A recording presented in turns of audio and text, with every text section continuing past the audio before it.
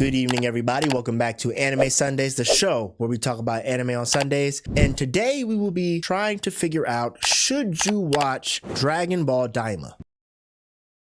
Yes, like I said, y'all, as some of you know, Toriyama's newest project, Dragon Ball Daima, has finished up first season, and I believe it's the only season they're gonna have. And there's a lot of critiques and comments, a lot of things kind of floating around in the Dragon Ball community. So today we will be deciding if you should watch Dragon Ball Daima and how it fares to Dragon Ball GT and Super. Now, just to start off, I do believe you should watch Dragon Ball Daima because it does give interesting take on what I believe is Toriyama's vision for what Dragon Ball GT would have been if he was more of the lead writer on it. If you don't know, it is the canon story before Super, so right after the Majin Buu arc, of course. And I would definitely say Daima is worth a watch. Like any Dragon Ball show, you know, I wouldn't say it's super plot focused anymore as it might have been in the Z days, but I do believe it still has all that great ambiance of a good Dragon Ball Z tale. You know, Goku's character, his charisma, they have great battles, of course. You know, Toei always does their thing for DBZ, and even seeing some of our favorite kind of cash outs, right?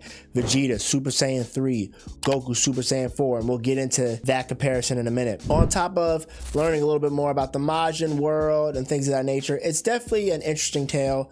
I think Toriyama did a great job overall, and I definitely think it's worth watching. How do I feel about the show personally? I'm not gonna lie, I probably would only rate it a 6 out of 10 compared to other Dragon Ball shows and just showing it in general. Dragon Ball Daima, although it does still give you that fun type of lightheartedness that you get while watching Goku, especially young Goku, I believe it's initially almost too lighthearted, in a sense, Disneyed out. We're essentially getting what is kind of like the total opposite vibe of a GT or a Super. Now, I know a lot of Dragon Ball fans don't really hold GT up to the highest standard, but we all have to admit, when it came to certain villains, certain plot points, there was definitely more sense of urgency and actual fear that something critical could happen to our favorite characters. And even in Super, as we're going back into that kind of time traveling, you know, mixing universes vibe, you definitely get a more greater sense of that, oh, there are real critical enemies here that are pushing the plot forward. In Daima, none of the enemies really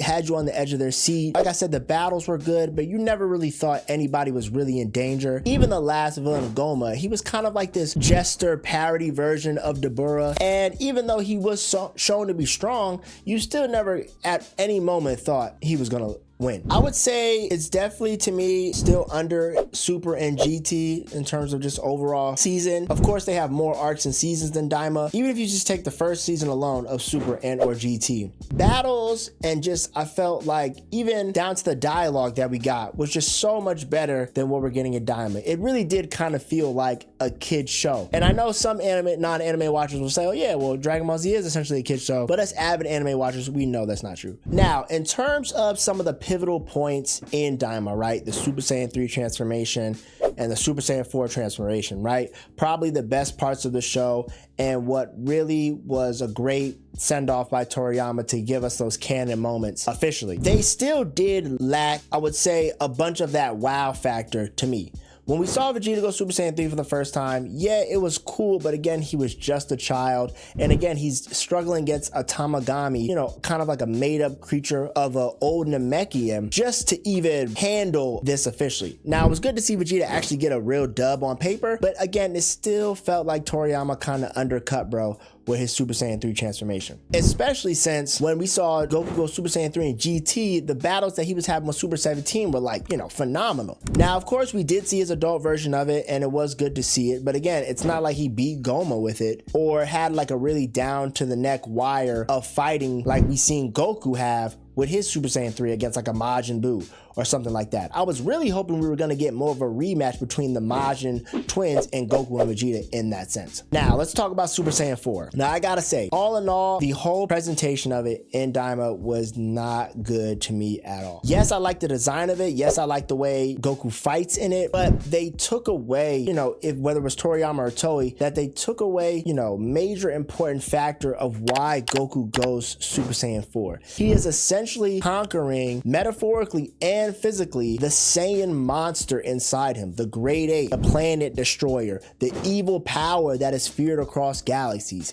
And it takes, like, we remember in GT that he had to really like kind of remature again as if he was a child again just to conquer that. And the payoff is a fully integrated Super Saiyan, almost like a classic Super Saiyan. With Daima, we got no explanation. He just was training one day, popped out. Yes, we know his tail was there, but it was like, it just lost so much, I believe, factor and weight by just kind of giving it that route. It was almost kind of like how they did Khalifa and Kale when they were saying they could just go Super Saiyan by feeling that tingly feeling in their back. Now, yes, there was some faults in the episodes as well, and if you go on that One Piece Talk, they'll talk about it. Some fights were missing music cues, you know, again, no explanation on Super Saiyan 4, the villains kind of being very lighthearted, easygoing. It just didn't really feel like you were watching anything new. And I kind of feel like in this stage of the game, since we have so much Dragon Ball content that can still be produced, I felt like to most, it wasn't really worth it. Now, if you're a real Dragon Ball fan, definitely watch Daima.